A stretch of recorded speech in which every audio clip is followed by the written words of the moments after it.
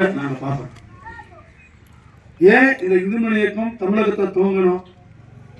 1980 இந்துக்களுக்காக ஒரு இயக்கம் தேவை, இந்துக்களை ஒருங்கிணைக்க வேண்டும், இந்துக்களுக்காக போராட வேண்டும், இந்துக்களுக்காக வாதாட வேண்டும், இந்துக்களுக்காக பரிந்து பேச வேண்டும் என்று சொல்லி வீர துறவி ராம கோபாலனால் துவக்கப்பட்ட இயக்கம் இந்து மணி.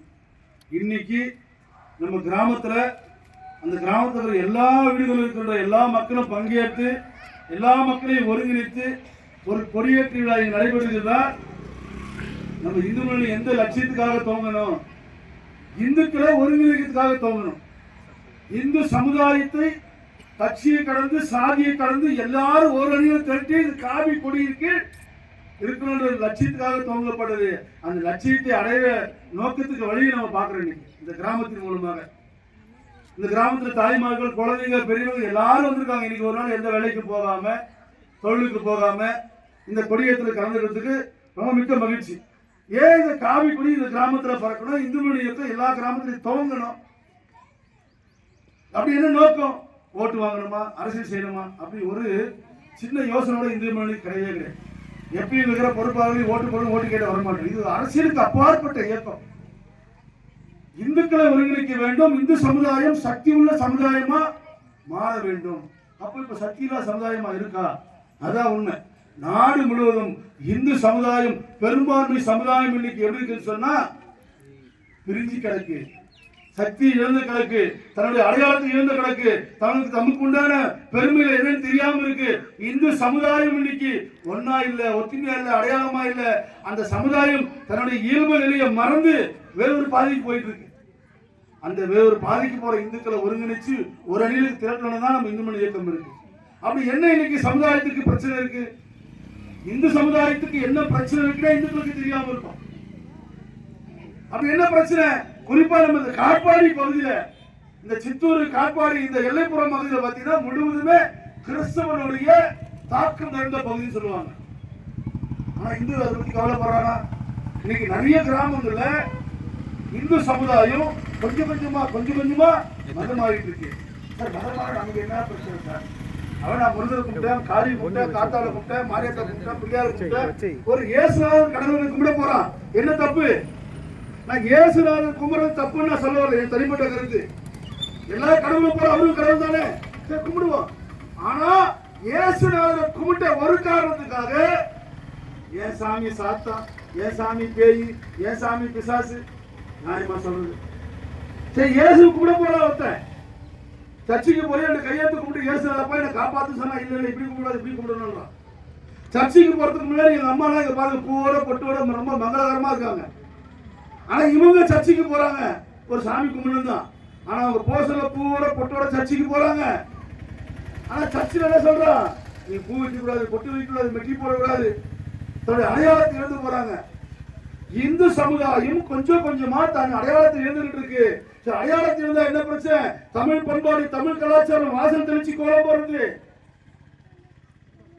வாசல் தெளிச்சு கோலம் போறது, சூரியனை பார்த்து வளர்ந்துருது, பூ வைக்கிறது, பொட்டு வைக்கிறது தமிழ் கலாச்சாரம். அப்ப கிறிஸ்தவனா மாறி போனா தமிழ் கலாச்சாரம் அழிஞ்சு போகிறீங்க. அப்ப சாதாரண ஒரு அம்மா மாரியம்மா சர்ச்சைக்கு போறாங்க. சர்ச்சைக்கு போய் ஜெபம் பண்ண ஒரு காரணத்துக்காக அந்த மாரியம்மாவை மேரியம்மாவை மாத்துறான். பூ வைக்க வேணாம், பொட்டு வைக்க வேணாம், வெட்டி அணியாத, தாலி அணியாத. அப்ப தமிழ் பண்பாடு கலாச்சாரம் எங்க அழிக்கப்படுது? நம்ம சர்ச்சில் அழிக்கப்படுது தமிழ் பண்பாடு கலாச்சாரம். ஆனா தமிழ்நாட்டு அரசியல்வாதிகள் என்ன சொல்றான்? தமிழ் வாழ்க, தமிழ் கலாச்சாரம் வாழ்க, தமிழ் பண்பாடு வாழ்க, தமிழுக்காக உயிரை கொடுப்பேன்றான்.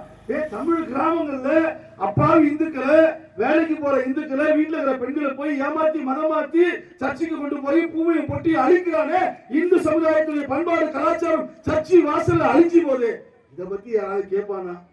ஓட்டு வாங்குற அரசியல்வாதி பேசுவானா? அதுக்குதான் இந்து மணி இயக்கம் துவங்கி இந்துக்களை பாதுகாக்கணும், தமிழ் கலாச்சாரத்தை பண்பாட்டை பாதுகாக்கணும். மத மாற்றம் மிகப்பெரிய ஆபத்துன்னு சொல்றோம். நாம என்ன ஆபத்து? அண்ணன் நல்லா இருக்காரு, நல்லா விபதி வச்சுட்டு குங்குமம் வச்சுட்டு நிறைய குடும்பங்களுக்கு போய் இவர் தீர்வு சொல்றாரு.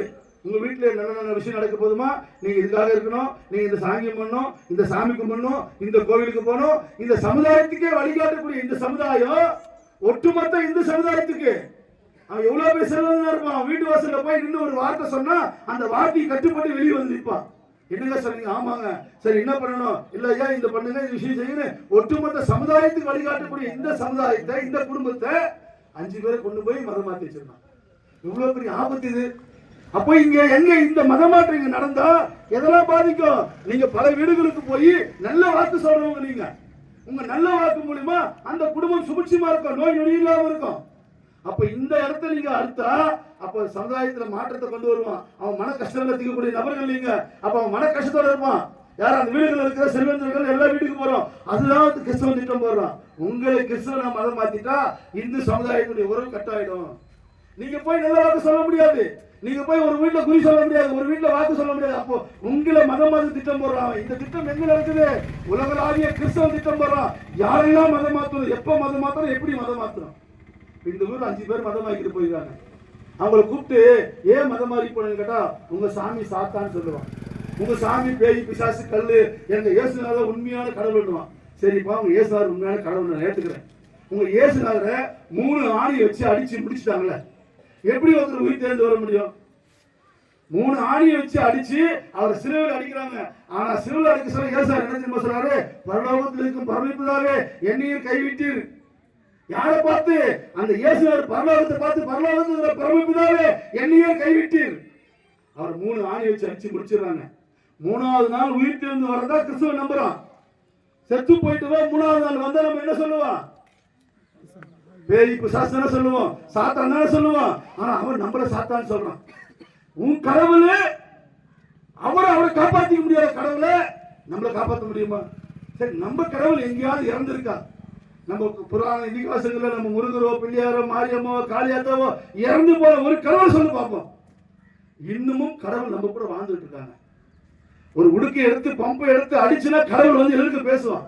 பேசுற தமிழகம் கடவுளுக்கு காட்சி கொடுத்து பேசினான். அவ்வை பாட்டிக்கு காட்சி கொடுத்தான் முருகர் பிள்ளையாரு. சீத கலவை செந்தாமரை